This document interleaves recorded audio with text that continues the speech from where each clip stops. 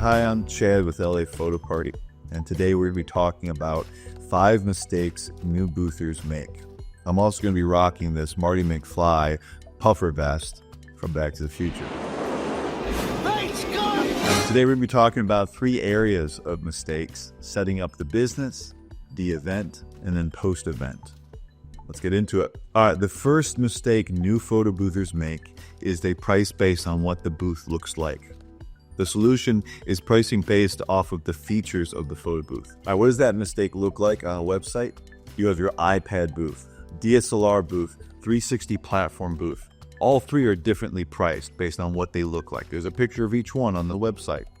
Well, the problem is each one of these photo booths can do so many different features. So you want to price based off of the feature. So what does that solution look like? You have a little area drop down on your website that says wedding photo booths. Glam booth, right? That's a black and white, high contrast glam photo booth. Used to be known as the Kardashian filter, right? That's one of the things that weddings clients are going to be asking for.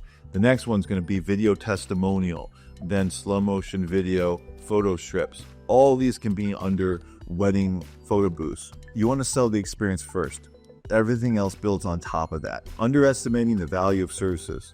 If you price solely based on the photo booth appearance, it ignores the value of the experience that you provide. Customized options and client engagement. Not using differentiating packages. Offering generic packages with highlight distinctive features can make you blend in with competitors. You want to emphasize what your service is and how they set you apart, such as custom backdrops, props if it's at a wedding, or technology integrations, right?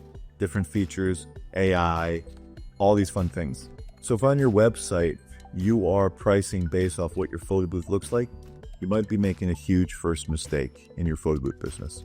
All right, friends, coming at you with mistake number 2. Not investing in your website and marketing early enough. The solution: show what the experience will look like, get reviews, take photos. All right, what does this mistake look like? The website does not show the experience. You have no pictures from the actual events. Well, what if I haven't done any events yet, you ask? Well, get your friends together, put on an event, and take photos. Try out the features of your photo booth or photo booth software. Have fun. It's no excuse not to be able to show it. You need to be able to show what's going on. When customers call you, you need to be able to explain it, you need to show it, and then you need to be able to do it. But doing it's going to be the last one. So what does the solution actually look like? A lot of photo booth companies, include ours, sell products that include marketing images, right? You're going to put those images on your website, those marketing videos. There are even companies like, shout out, Photo Booth Marketing, whose sole job is to provide great images and videos. Or like I said, make them yourself. And why does this matter? First impressions matter. Have a website that matches your professionalism, right? They want to show up and they want to know who you are. They're looking to have confidence to bring you in for their special day.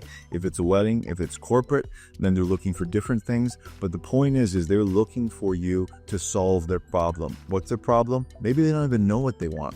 Maybe they saw something at a friend's wedding or another event and they want to replicate it. Maybe they don't understand anything about the photo booth world or the photo booth business. You need to solve those questions for them. So here's the deal. Your website is often the first point of contact with potential clients. A professional, user-friendly website builds credibility and trust, like we were saying. So what else is important on your website? Customer testimonials and reviews, right? Potential clients value feedback from those previous customers. So even if you're just starting out, get your friends to write your reviews. Throw a party for somebody, have them write reviews. Ask people who are from your first events. So after you have a successful event, reach out to your client or event planner and say thank you. And then also have a little blurb that says, we'd really love your feedback, and ask for a client review. And then that review goes on your website. It's going to help your SEO. When I'm on a website and I see little customer reviews with a little photo blurb and 4 or 5 stars and their description of what their experience is, I go, that was a positive review from a positive experience. And I trust that company. And I'm like, let me give them a call and see if they'll work for me. Lack of clear information. This is so important for people when they're on their site. Failing to provide clear details about your services, pricing, if you do list your pricing, or information of how they can get to you. Having a phone number that's visible. A lot of companies, when they first start off, they don't have a phone number. They just have a contact form, right? Well, guess what? That customer or that event planner is calling somebody they can get on the phone right away. And you want to keep your customers close. Keep in touch with your best customers. It's going to pay over time. Coming at you with mistake number 3. No business identity. Solution: who are you? Who am I? Look in the mirror and ask that question. Have a real good talk with yourself. Are you a mom and pop or are you a corporation? It's okay to change at different times, but let's say you're a mom and pop, all right? What does this mistake look like? Your website's going to look like every other website. I go to the website. I don't know who the owner is. I don't know what the business name has to do with what the experience is, right? You know, if you go to Jim Bob's photo booth and you see Jim Bob there, he's having a great time and he's showing off the experience, then you're like, oh, this kid looks fun. This is going to be great. If you go to Spotlight photo booths and you see the precision and the amazing fun that they had, you go, oh, I might check out Spotlight photo booths. It's about what is your brand identity, all right? So what does the solution look like? Let's say you're mom and pop. Have a video welcoming people to your site. Hey, welcome to Jim Bob's photo booth, and walk them through the different options. You're about to get married? This is your special day. Photos are going to be so important. A little keepsake so that you can have a takeaway for your guests. And you can always remember that special event, right? Whether it's a photo strip or it's a glam photo booth photo or it's a video testimonial where everybody gets to talk to you about your wonderful day.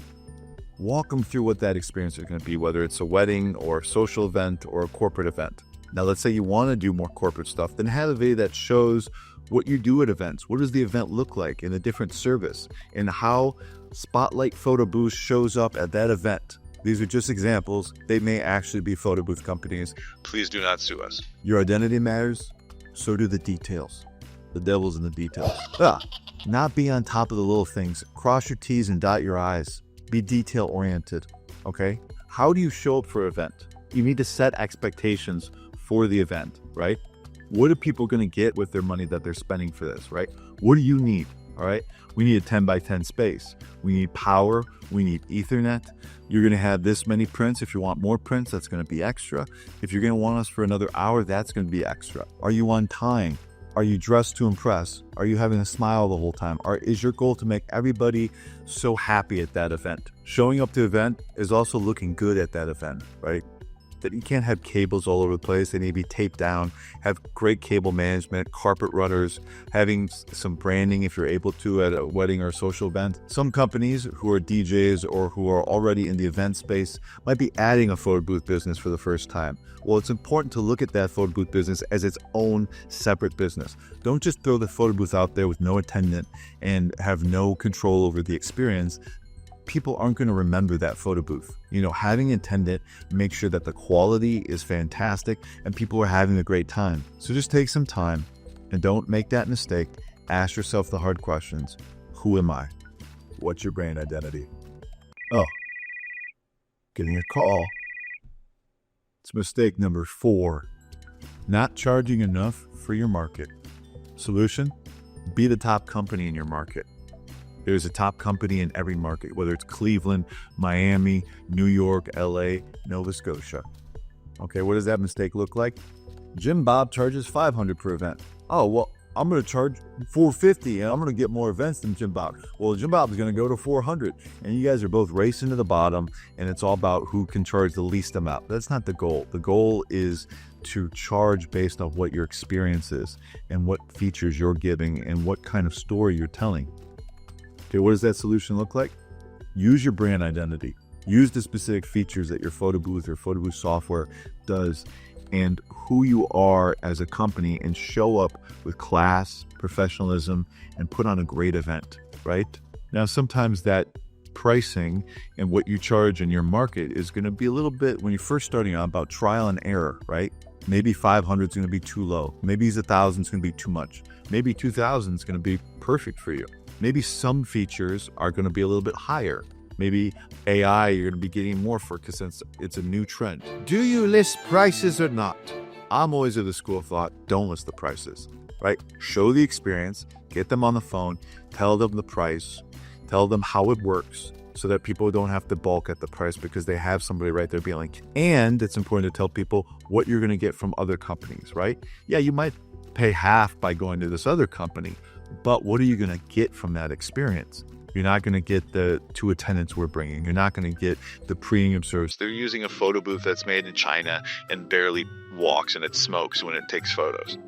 That's possible. Focusing on delivering exceptional experiences that command higher prices. Because ultimately, you're building a premium brand. You're starting with your brand identity, you're building relationships with your customers and your market, and you're going to end up with a premium brand.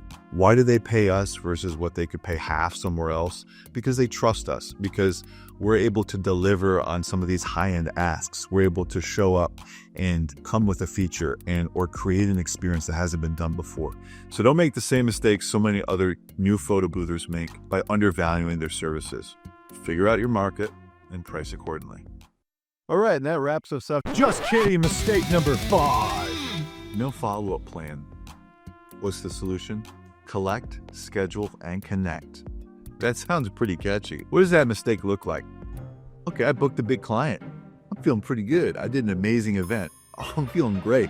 I hope they'll just book me again, or someone will just call me from that amazing guest list with all those celebrities. Don't be that guy. What does the solution look like? Collect emails from your event. Obviously, if it's a corporate event, there's different rules about that. But if it's a social event, you can collect emails from the wedding or from the bar mitzvah, and you can email these people afterwards, right? Schedule a thank you to the event planner or bride and groom with a little special takeaway from their event. A slideshow video of all the photos, right? You send them all the photos in a gallery, but also do something a little extra. If it's a wedding, put together wedding mosaics. Super easy to do. And that's why it's important to stay up with the features. Stay up with what's the new trend. Get on social media, follow those Facebook groups, go to the trade shows. What's the hot new thing that you can offer to your clients, right? And what can you charge for it when it's brand new versus what you'll charge for it a little bit less in 6 months, right? Stay ahead of the competitors. Because at the end of the day, it's about offering something different than everybody else. How do you stand out, right? Your brand identity, but also what are you offering? Guys, this has been so fun. We've gone through 5 mistakes that new boothers make when they're starting their photo booth business. I hope you learned something. I did. I learned that I should never wear this vest again in public. I'm just kidding. It's awesome. Look, starting a new photo booth business is really exciting.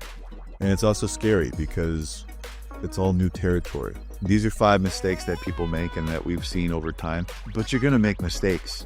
And that's okay. It's about what you do after you make the mistake and what you learn from these mistakes. Go out there, have a great event, and go make some mistakes. Cheers to a great event.